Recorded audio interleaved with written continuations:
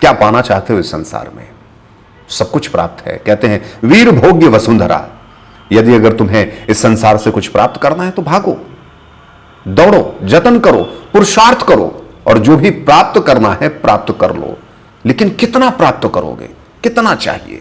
कितना लोगे तुम इस संसार से और क्या करोगे उसका? ये सब चिंतन सूत्र हैं। जिस दिन हमारे अंदर ये चिंतन सूत्र प्रवृत्त हुए, जाग गए, तब हमें पता चलेगा कि कितना चाहिए भाई और किसके लिए चाहिए। उसके बाद आप ठहरने लगोगे। उसके बाद आप अपनी व्यर्थ की ऊर्जाओं को नष्ट होने से बचाओगे और वो जो ऊर्जा बचेगी वो स्वयं की प्राप्ति में, आत्म तत्व को जगाने में लग जाएगी। आपकी शून्य साधना वहीं से प्रारंभ हो जाएगी और शून्यत्व से पूर्णत्व को और पूर्णत्व से परमानंद को हम प्राप्त कर लेंगे। तो जगत को पाना है तो दौड़ते रहो, स्वयं को पाना है, परमात्मा को पाना है तो ठहर जाओ। ध्यान से सुनिए, साधक कहता है कि अभी रूप का एक सागर हो तुम, अभी शक्ति का एक सागर हो तुम, कमल जितने चाहोगे खिल जाएंगे। किंतु एक समय ऐसा आएगा जब ये रूप, ये शक्ति धीरे धीरे ढलने लगेगी।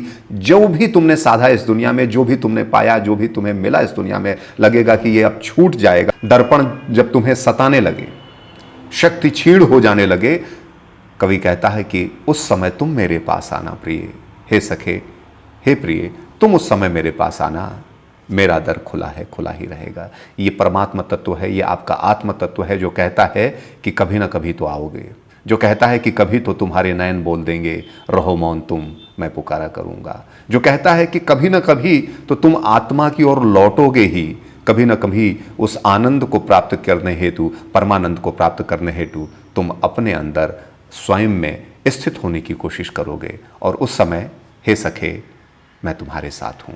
ये कृष्ण का उवाच है, नए रूप में, नए गीत में, नए माध्यम से आपके सामने प्रस्तुत है।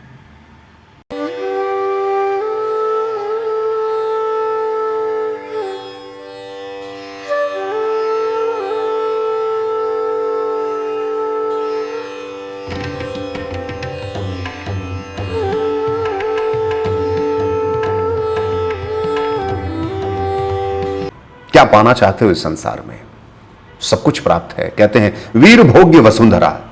यदि अगर तुम्हें इस संसार से कुछ प्राप्त करना है तो भागो, दौड़ो, जतन करो, पुरुषार्थ करो और जो भी प्राप्त करना है प्राप्त कर लो। लेकिन कितना प्राप्त करोगे? कितना चाहिए? कितना लोगे तुम इस संसार से और क्या करोगे उसका? ये सब चिंतन सूत्र हैं। जिस दिन हमारे अंदर ये चिंतन सूत्र प्रवृत्त हुए, जाग गए, तब हमें पता चलेगा कि कितना चाहिए भाई और किसके लिए चाहिए। उसके बाद आप ठहरने लगोगे।